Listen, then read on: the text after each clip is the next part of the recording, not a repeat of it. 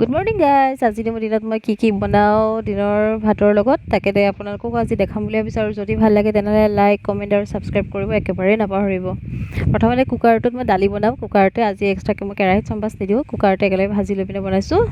তেল দিলোঁ, পাঁচফোৰণ, মাহপাত এটা, শুকান জলকীয়া এটা, কেঁচা জলকীয়া আৰু এফাল নহৰু দুফুট দিছোঁ আৰু এফাল পিঁয়াজ দিছোঁ। সেইখিনি একেলগে এতিয়া সেইখিনি 2 মিনিটমান ভাজি উঠি দালিখিনি দি দিছোঁ। দালিখিনি অলপ সময় ভাজি এতিয়া নিমখ দিছোঁ। নিমখে হালধিয়ে মোটামুটি একেলগে দি পিনে এইখিনি ভাজি লৈছোঁ। ভাজি উঠি এতিয়া পানী দিম, ঢাকনি মাৰি দিম। চিটি মাৰিবলৈ দুটা ধনিয়া পাত দিছোঁ, মান ধনিয়া, আৰু মোৰ দালিখন বৰ্তমান ৰেডি। এতিয়া নেক্সট মই বনাম ভাজিৰ কাৰণে কুন্দুলি, বিন আৰু আলু ৰেডি কৰি লৈছোঁ। কেৰাহীটোত তেল দিলোঁ, পিঁয়াজ এফাল আৰু এটা জলকীয়া। এতিয়া সেইখিনি প্ৰথমতে কুন্দুলিখিনি অলপ সময় ভাজি লৈছোঁ, 2 মিনিটমান সময়, কাৰণ কুন্দুলিখিনি সিজোতে অলপ টাইম লাগে। আলু আৰু বিনখিনি সোনকালে সিজি যায়। তাৰপিছতে সেইখিনি আলু আৰু বিনখিনি দি লৈ এখন শুকান ভাজি হিচাপত ৰাখিছোঁ। এতিয়া নমাই দিলোঁ। মোটামুটি মোৰ এতিয়া দুটা বস্তু ৰেডি। এতিয়া বনাম মই ঢেকীয়াটো বেলেগ একো দিয়া নাই, অকণমান তেল, তাতে এফাল পিঁয়াজ, দুটা কেঁচা জলকীয়া আৰু নিমখ দিম। এতিয়া নিমখ দিলোঁ, অলপমান লাৰি দিয়ে, আকৌ লগে লগে হালধিও দিছোঁ। এতিয়া একেবাৰে ল' ফ্লেমত এইখিনি সিজিবলৈ থৈ দিম। আজি 12টা বজাৰ আগত মই খানাখিনি ৰেডি কৰিব লাগিব। বেছি আইটেম নাই, চিম্পলকৈ থৈছোঁ। গেষ্ট অহাৰ কথা আছে। 12টা বজাত যদি ৰেডি হৈ যায় 12:30 মানত মই মাৰি দিব পাৰিম। সেই গতিকে সোনকালে ৰেডি কৰিছোঁ। এতিয়া নেক্সট মই মাংসৰ কাৰণে প্ৰিপেৰেশ্যন কৰিছোঁ। জিৰা আৰু শুকান জলকীয়াটো অলপ ফ্ৰাই কৰিছোঁ। আজি ধনিয়া গুটি নাই, সেই গতিকে সেয়াই মই ৰ'ষ্ট কৰি ল'লোঁ। পিঁয়াজখিনি কাটি কেৰাহীটোত দি দিছোঁ, মাংসখিনিও ধুই থৈছোঁ। ধুই একেলগে মাংসটো বহাই দিলোঁ। মাংসৰ আজি পৰিমাণ অকণমান বেছি, আলহী আহিব, সেই গতিকে 1 কেজি মাংস লৈছোঁ। তাতে নিমখ দিছোঁ আৰু ইফালে পেষ্ট কৰোঁতে মই গোটেইখিনিয়ে একেলগে দি দিম।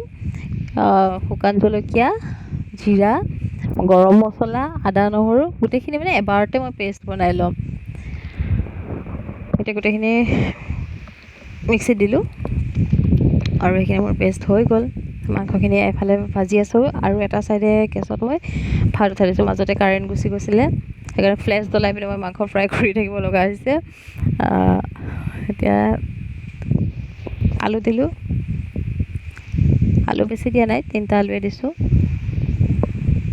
মাংস যিহেতু বেছি, সেই গতিকে আলু অলপ কমকৈ দিছোঁ।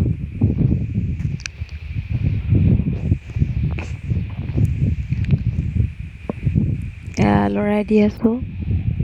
ছাগলী মাংসত টাইমটো অলপ সৰহকৈ লাগি যায়। হালধি তাতে কেইফুটমান কেৱল মই গোটা সেয়াও দিছিলোঁ, নহৰু দিছিলোঁ। 5-6 ফুটমান গোটা নহৰু দিছোঁ।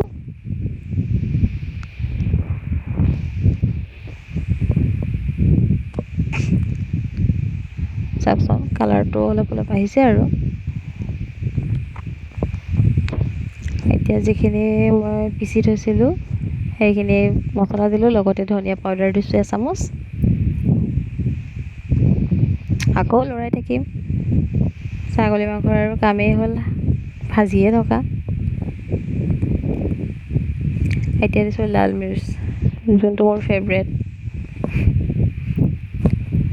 ঢাকনি মাৰি দিলোঁ। ঢাকনি মৰাৰ পিছত 10 মিনিটমান সময় থৈ দিছিলোঁ ঢাকনি মিডিয়াম ফ্লেমত।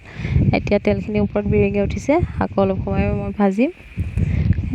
ভাতৰ সিফালে মোৰ ভাতটো ৰেডি হৈছেই আৰু পানী উঠাই দিছোঁ, কাৰণ মাংসত দিব লাগিব। বাকীখিনি হ'ল, মাংসখিনি হ'লে হৈ যাব আৰু বেলেগ বিশেষ একো নবনাওঁ।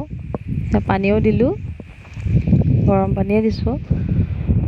পানী সৰহকৈ দিছোঁ, কিন্তু ইয়াতকৈ কমি যাব দিয়কচোন, সিজিব লাগিব, সেই গতিকে পানী অলপ বেছিকৈ দিয়া আছে। সেয়া বহুতখিনি পানী কমি গ'ল আৰু ইয়াতকৈও আৰু অকণমান কমিব। এয়া আজি ৰেডি। সোনকালে দেখাব লগা হৈছে, যিহেতু সোনকালে মই ৰেডি কৰিব লাগে। যদি ভাল পালে তেনেহ'লে লাইক কমেণ্ট আৰু ছাবস্ক্ৰাইব কৰি দিব।